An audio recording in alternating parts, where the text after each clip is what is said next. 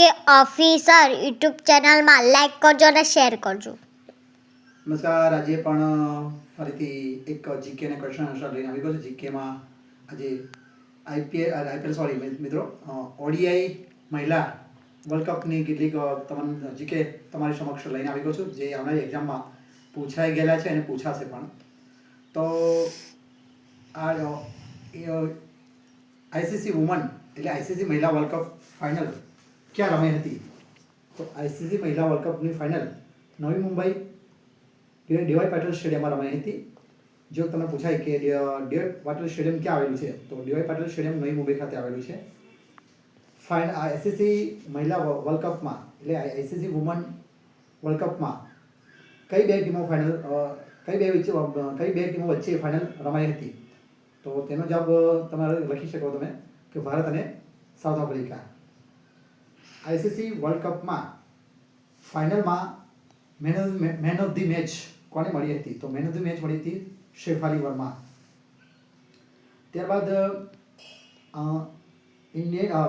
ICC woman world કપમાં man of the series કોને મળી હતી?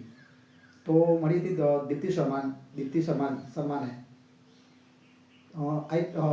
ઇન્ડિયન વુમન વર્લ્ડ કપમાં કઈ સેમીફાઇનલમાં કઈ 4 ટીમો આવી હતી?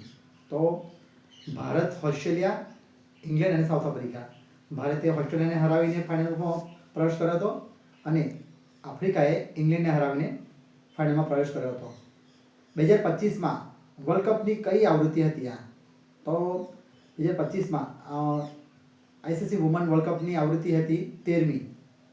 કુલ અત્યાર સુધી સૌથી વધુ વખત વર્લ્ડ કપ જીતનારી ટીમ કઈ છે? તો ઓસ્ટ્રેલિયા. ઓસ્ટ્રેલિયા 7 વખત વિનર રહ્યું છે અને ભારત 1 વખત. 2025માં આઈસીસી વુમન વર્લ્ડ કપનું આયોજન કોણે કર્યું હતું? તો 2025માં આયોજન કરનારી ટીમ હતી ભારત અને શ્રીલંકા. તેમાં ભારતની મેચ શ્રીલંકામાં પાકિસ્તાનની મેચ તમામ મેચો શ્રીલંકામાં રમાઈ હતી અને બાકીની બધી મેચો ભારતમાં રમાઈ હતી.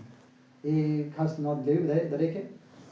ત્યારબાદ એક રેકોર્ડ એ પણ હતો ભારતે કે સેમીફાઇનલમાં ભારતે 337 રન ચેસ કરીને મેચ જીતી લીધી હતી. એ પણ એક રેકોર્ડ બની ગયો છે. આઈસીસી વુમન વર્લ્ડ કપમાં વિનર ટીમના કેપ્ટન કોણ હતા? તો હરમનપ્રીત કૌર જેઓ વિનર ટીમના કેપ્ટન હતા. 2017માં પણ ભારત એકવાર સેમીફાઇનલમાં આવ્યું હતું અને ત્યારે પણ ઓસ્ટ્રેલિયા ભારત ફાઇનલ સુધી પહોંચ્યું નહોતું. ભારત ફાઇનલમાં આવ્યું હતું પરંતુ ફાઇનલમાં જીત્યું ન શક્યું.